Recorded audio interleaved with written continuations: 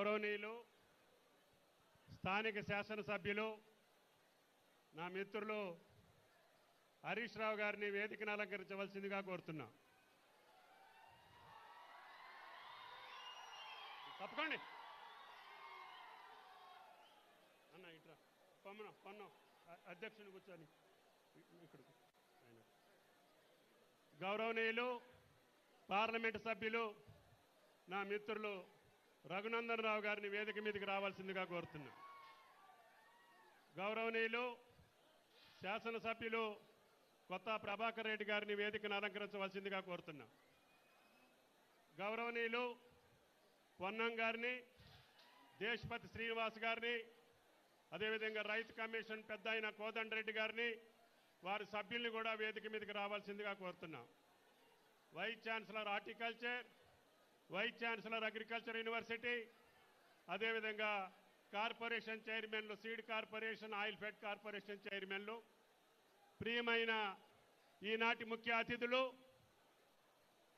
ఈ కార్యక్రమానికి విచ్చేసినటువంటి శాసనసభ స్పీకర్ పెద్దలు గౌరవనీయులు గడ్డం ప్రసాద్ గారిని వేదికను అలంకరించవలసిందిగా కోరుతున్నాం.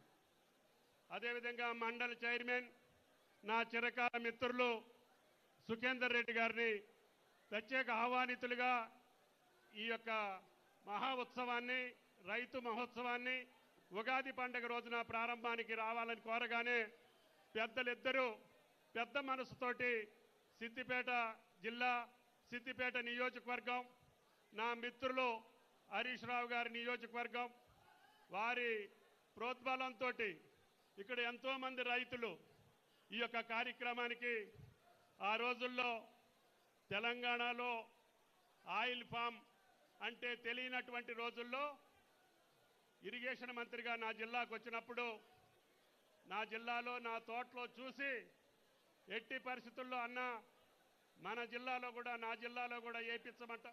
మీరందరూ గన్మ్యాన్లు అందరూ దిగండి, గన్మ్యాన్లు అందరూ దిగిపోండి. బాబు, కార్యకర్తలందరూ కూడా దయచేసి కూర్చోవాలి. స్పీకర్ గారు, కౌన్సిల్ చైర్మన్ గారు, గౌరవ మంత్రులు వచ్చినప్పుడు వారికి మర్యాద ఇవ్వడం మన సంస్కృతి, మన సాంప్రదాయం. ఒక్కరు కూడా మాట్లాడొద్దు, ఒక్కరు కూడా నిలబడొద్దు. నిశ్శబ్దంగా ఒక్క నిమిషంలో కూర్చోవాలి. వాళ్ళకు లేకపోయినా మనకు విఘ్నత ఉండాలి. పడండి, ఒక మాట అంటే పడండి, ఏం ప్రాబ్లం లేదు. కూర్చోండి, కూర్చో.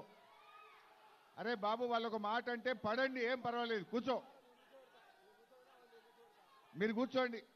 ఏ రమేష్ ఏయ్, నా మీద గౌరవం ఉంటే ఒక్క మాట మాట్లాడకుండా కూర్చోవాలి. కూర్చోవాలంతేగా, దయచేసి. అరే కూర్చో, ఒక్కరు కూడా మాట్లాడొద్దు.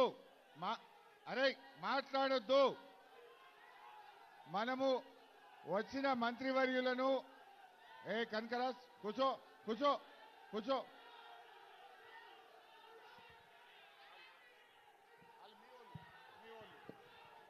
దయచేసి నేను కోరుతా, దయచేసి కూర్చోండి.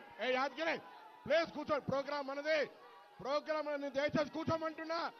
దయచేసి కూర్చోండి, కూర్చోండి. మేమున్నా, కూర్చోండి. ప్లీజ్ కూర్చోండి అంటున్నా. కూర్చోండి, కూర్చోరా, కూర్చోండి అవునా. ప్లీజ్ ప్లీజ్, గౌరవం లేదా? గౌరవం లేదా? కూర్చోండి. కూర్చోండి, మీరు కూడా కూర్చో. కూర్చుంటారు. ఒక్క నిమిషం ఓపిక పెట్టండి. కూర్చోండి, మీరు వాళ్ళు కూర్చుంటారు. అరే వాళ్ళు కూర్చుంటారు, నువ్వు కూర్చో. నువ్వు కూర్చున్నాక వాళ్ళు కూర్చుంటారు. కూర్చోమన్నా, నా బాధ్యత. కూర్చో. పోలీస్ వాళ్ళని అందరూ బయటికి పోయినా నకరాలు చేస్తారంటే కూర్చోరి. దయచేసి ప్రభుత్వ కార్యక్రమం మీద అభిమానం ఉంటే, రైతుల పట్ల అభిమానం ఉంటే ఏ పార్టీ అయినా సరే మాట్లాడకుండా కూర్చోండి. ఇక్కడ పార్టీలకి తావు లేదు. రైతుల కార్యక్రమం, అందరూ కూర్చోవాలి. ఇంకా వెనక కూడా అందరూ కూర్చోవాలి. అందరూ మాట్లాడొద్దు.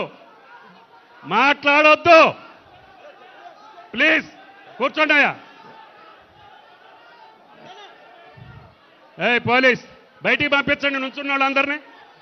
అమ్మా, నుంచున్న వాళ్ళందరినీ బయటికి పంపించండి, లేకపోతే కుర్చీల్లో కూర్చోమనండి. కూర్చుంటేనే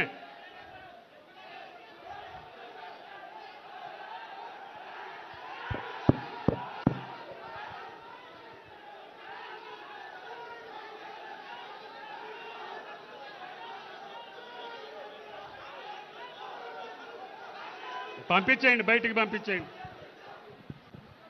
దయచేసి ప్లీజ్ ఈడ మన బరాబర అలా సోదరా ప్లీజ్ మనము రైతుల కోసం ఏమైనా గౌరవం ఇస్తే రైతులను గౌరవించుకోవాలనుకుంటే కూర్చోవాలి.